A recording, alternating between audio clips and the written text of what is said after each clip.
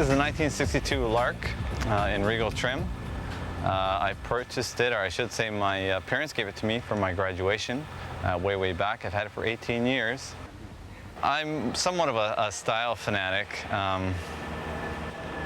I like the basic, if a car looks good, I want to investigate more to see how it functions and, you know, whether it's trend setting.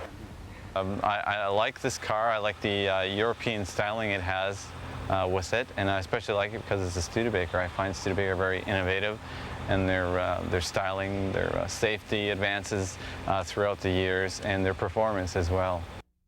Studebaker has a rich history dating back to the horse and carriage days. In all, the company produced vehicles for 115 years before putting a halt to production in 1966. Like most young men, Steve Gottfried was attracted to the sexy lines of the independent car maker's sports car line. I originally, I guess flipping through a magazine or whatnot, I spotted the Avani. And the Avani is a classic for styling. You either love it or you don't. And I was also intrigued by the supercharged engine. So I started to look more and more into Studebaker, and I realized the Avani was a high-end car, very pricey, and I realized, well, what else did they have to offer? And I found out they came out with the Lark, as well as they had the Hawk, and they both had the supercharger engines. And that kind of drew me into Studebaker more and more, and so I began to look for one. And I seen some that weren't particularly in good shape. And then I came across this one. It was parked beside the owner's house on my way back from church up in Hepworth, Ontario. And I thought, well, let's check this one out.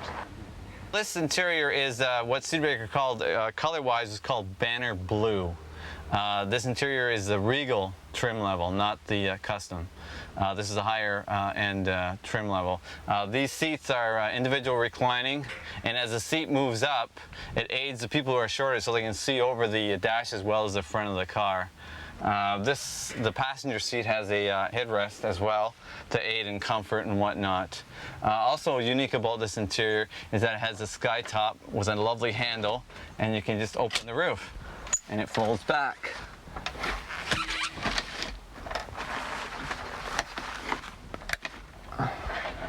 And now you have fun in the sun. Studebaker also had an oval steering wheel to help you ingress and egress out of the car a lot easier. And they also had a padded visor, which you wouldn't see normally with the rest of the industry. They would normally use just a cardboard. Studebaker also had a padded dash as well.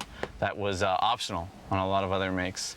Studebaker was the first one to have seatbelt anchorages, front and rear, for 1962. So seatbelts were normally optional or standard, and the rears were an option.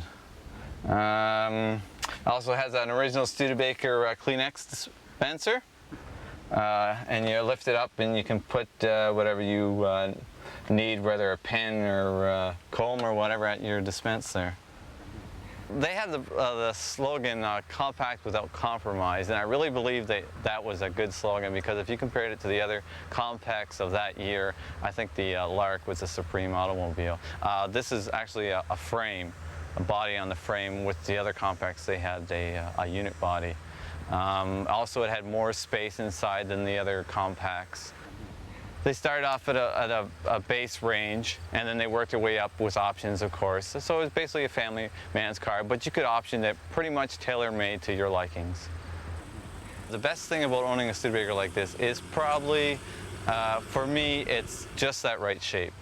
It's not too big, it's not too small, it's roomy, it has performance, and it has a lot of nice features that I enjoy in the car that I still can't find in some new cars. Of course, for every Lark in showroom condition, there's another one being brought back to life.